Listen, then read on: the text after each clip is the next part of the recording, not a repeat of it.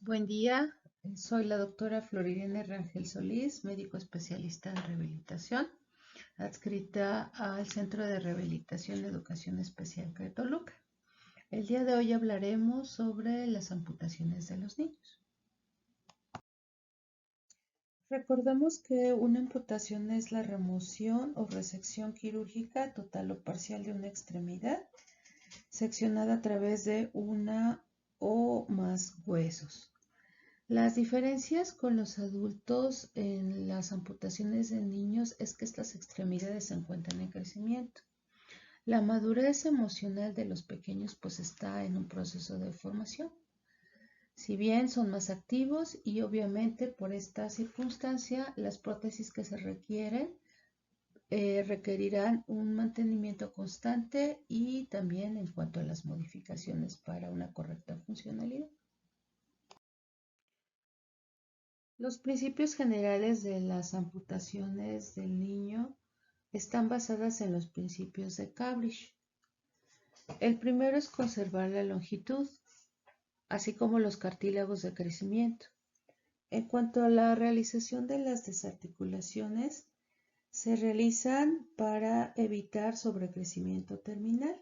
Este exceso de crecimiento puede afectar los tejidos blandos. Esto se observa muy frecuentemente en el húmero, en el peroné, en la tibia y en el fémur. Por ello se prefiere realizar las desarticulaciones. En las extremidades inferiores se debe de conservar la articulación de la rodilla con la finalidad de que tenga una mejor estabilización en la región proximal de dicha extremidad y obviamente que la movilidad sea un poco más normal.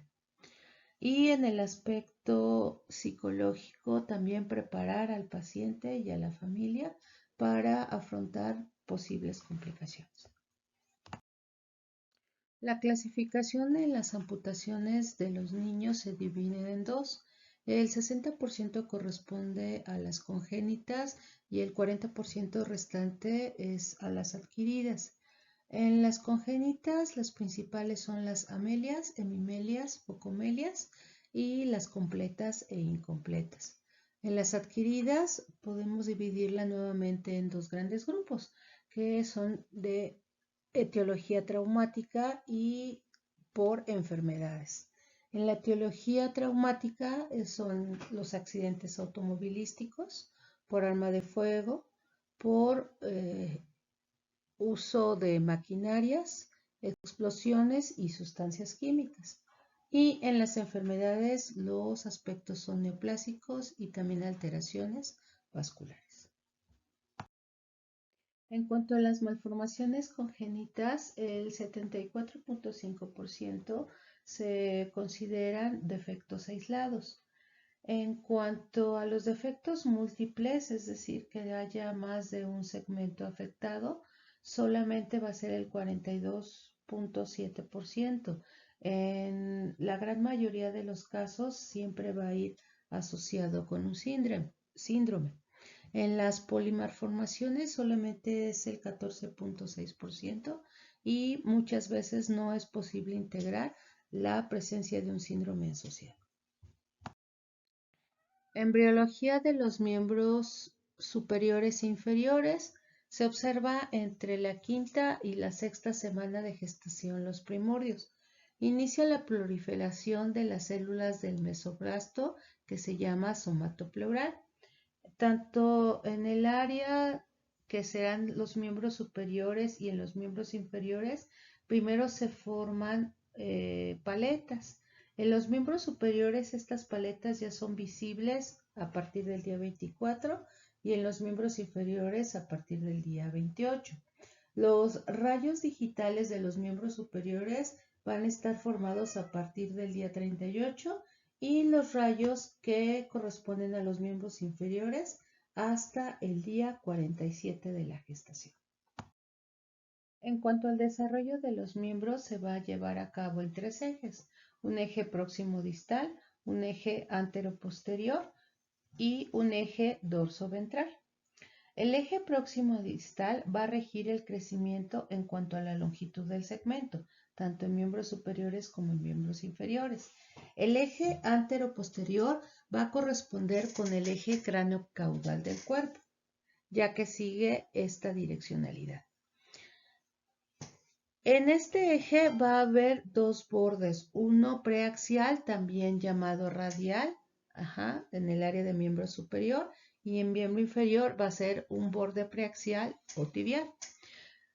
Existe un borde más que es el borde posaxial, que también va a formar la parte cubital en la región torácica y el borde posaxial o peroneo en los miembros inferiores. El último eje dorso-ventral va a tener dos caras, una cara de extensión dorsal y una cara de flexión ventral. Para el desarrollo de los miembros, en la diferenciación de los segmentos debe de haber un movimiento de rotación. Este movimiento se va a llevar a cabo en un eje próximo distal. En los miembros superiores, el giro que se va a realizar es de manera que la cara ventral se vuelva hacia el área craneal. Y en los miembros inferiores, la cara ventral va a convertirse en una área caudal. Al mismo tiempo de estos movimientos rotacionales de los miembros superiores e inferiores, se van a desarrollar los pliegues de flexión de los codos y de las rodillas. En la clasificación de las amputaciones congénitas, vamos a clasificarlas en dos, en deficiencias terminales y deficiencias intercalares. Las deficiencias terminales se refieren a la afectación de la parte distal y lineal de un segmento. En las transversas observamos el ejemplo de las amelias, hemimelias incompletas y las hemimelias completas. Como ejemplo de las deficiencias terminales paraxiales observamos las hemimelias radiales, hemimelias ulnares, hemimelias tibiales y hemimelias fibulares. Las deficiencias intercalares son aquellas en las cuales se observa un segmento del cuerpo proximal o distal. Como ejemplo de las transversas, observamos a las focomelias incompletas y a las focomelias completas. Ejemplo de las deficiencias intercalares paraaxiales se encuentra la hemimelia radial, la hemimelia tibial, la hemimelia ulnar y la hemimelia fibular. En general, todas las clasificaciones nos van a dar la diversidad de las amputaciones que pueden ser observadas en los niños y la variabilidad de la expresión de dicha amputación.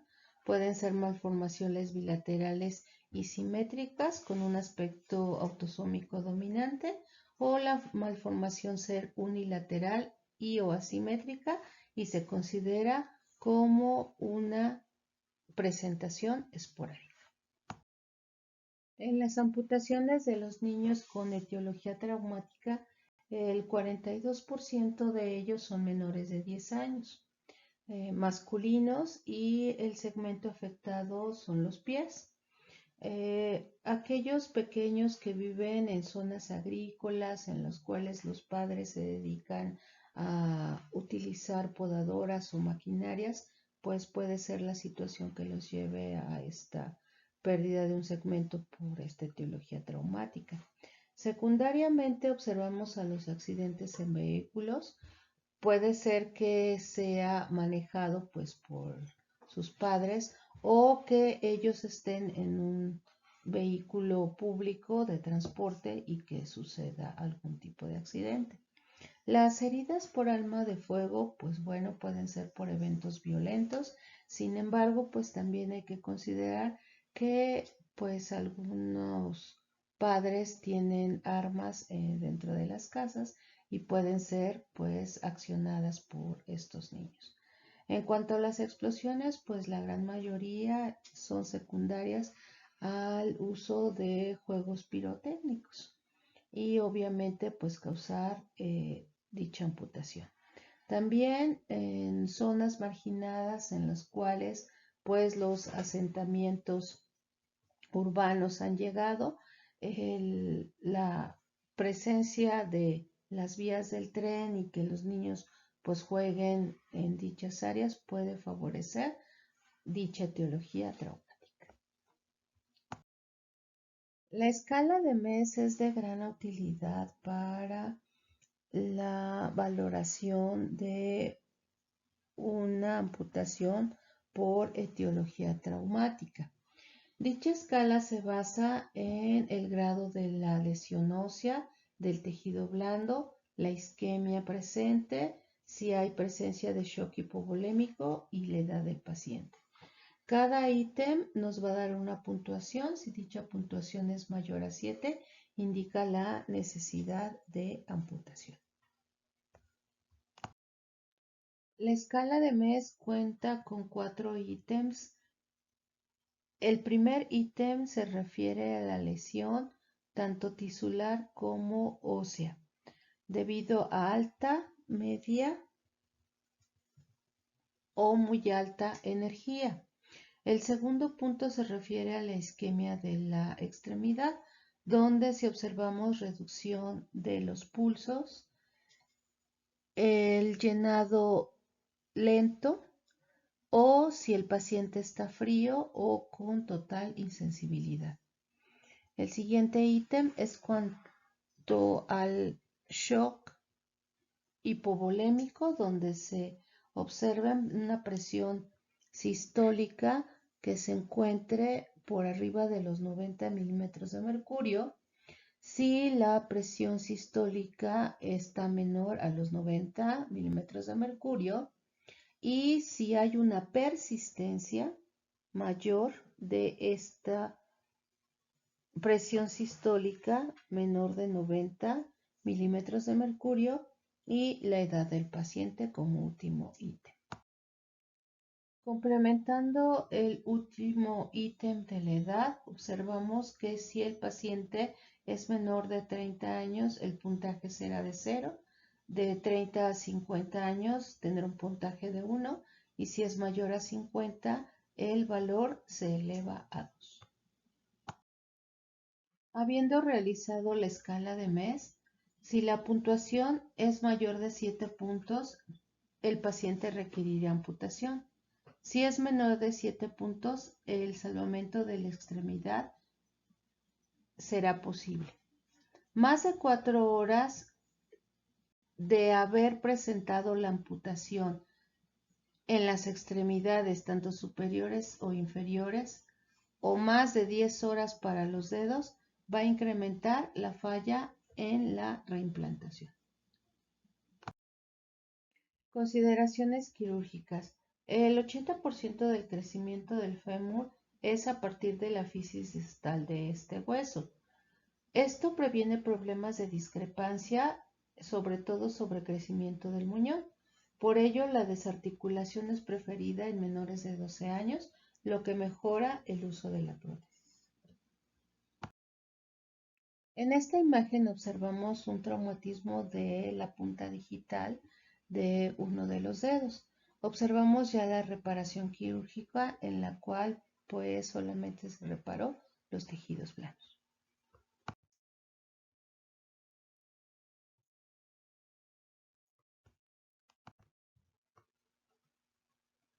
En esta imagen observamos una amputación secundaria a una explosión por juegos pirotécnicos. Las neoplasias, los tumores óseos malignos ocupan el 6% de las neoplasias en los niños. El osteosarcoma y el sarcoma de Ewing son los más frecuentes. Desafortunadamente hay una alta tendencia a las metástasis. El tratamiento quirúrgico y radioquimioterapia son los ofrecidos. Hay que hacer diagnósticos diferenciales con aspectos de osteomielitis y tumores óseos de tipo benigno. En esta imagen observamos en la parte central del fémur cambios líticos óseos. Se observan lesiones en tipo sacavocal. En esta imagen observamos con el puntero la presencia del osteosarcoma. Ya observamos que ya tiene crecimiento hacia el cartílago de crecimiento. El osteosarcoma, o también llamado sarcoma osteogénico, es el tumor más frecuente en la infancia y adolescencia. Se dan 3 casos por millón por año. El pico de presencia de osteosarcoma o sarcoma osteogénico es a la edad de 16 años, predomina en los hombres. Las mujeres tienen también una incidencia, pero en menor proporción. En cuanto al osteosarcoma, la producción de sustancia osteoide y hueso por células mesenquimales del estroma va a favorecer cambios osteoblásticos, fibroblásticos y condroblásticos.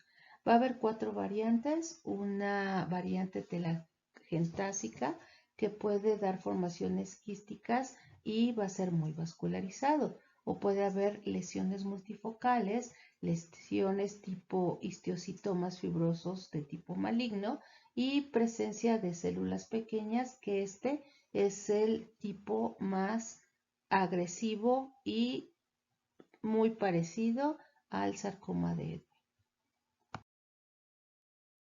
En cuanto a la etiología del osteosarcoma, se dice que es exposición a radiación ionizante. También se ha relacionado con presencia de retinoblastomas, síndromes como el de Lee-Foumeni, Rockmund-Thompson o de Bloom, también con exostosis múltiple y enfermedad de Piaget. La cuestión genética se ha relacionado con la presencia del gen RB, que se encuentra en el cromosoma número 13, también con mutaciones de tipo homocigóticas del gen P53, que está relacionada con el control del crecimiento y el ciclo celular óseo. Los traumatismos son factores importantes que ponen de manifiesto a los osteosarcomas. Es un tumor típico de los huesos que se encuentran en crecimiento. Los vamos a encontrar frecuentemente en el fémur y la tibia en el área de la metáfisis. Se van a observar en la pubertad y es de más temprana aparición en las mujeres. En los osteosarcomas, los niños van a presentar dolor. En muchas ocasiones se relacionan con el ejercicio. En casos mucho más raros, puede ser posterior a traumatismos cuando se presente el dolor, pero es más frecuente que se observen fracturas patológicas. Va acompañado de edema. Obviamente el dolor aumenta por el efecto de masa que se observa en dicha región. Volvemos a comentar, es muy frecuente en el fémur, la tibia y en el húmero. Y desafortunadamente al realizar el diagnóstico ya hay presencia de metástasis en 20% de los casos. En los osteosarcomas, el crecimiento desde la cavidad medular a la corteza y va hacia los tejidos blandos, y el resto del esqueleto axial secundariamente es afectado. Las metástasis pulmonares y a otros huesos es de forma secundaria. En cuanto a los estudios sugeridos para la complementación diagnóstica del osteosarcoma, se encuentra la fosfatasa alcalina, la determinación de la lactato deshidrogenasa, velocidades de sedimentación globulares y la hemoglobina. Otros estudios complementarios útiles serían los rayos X. Una placa simple nos va a dar imágenes en masa, las regiones osteolíticas con la presencia de esclerosis en los bordes. Estos van a tener una mala definición. la cavidad medular hacia la corteza va a estar atravesada ya en la zona del periósteo y vamos a observar el signo de Codman. También lo pueden encontrar en la literatura como signo o triángulo de Codman. En la imagen lo que observamos es el levantamiento de la región del periósteo. Toda esa línea punteada marca dicha elevación. Otros estudios complementarios pueden ser la resonancia magnética y la tomografía axial computarizada con contraste. Sin embargo, ya ustedes pudieron observar que una simple radiografía puede sernos de mucha utilidad. En cuanto a las recaídas, el 40% de estos pacientes pueden presentarla 3 años posteriores al diagnóstico. Las metástasis más comunes son las pulmonares. Si el paciente ha logrado una remisión completa, es un factor pronóstico importante. En general, la sobrevida después de una recaída solamente es del 3 al 57%. Bueno, con esto concluyo mi presentación y estoy a sus órdenes para las preguntas.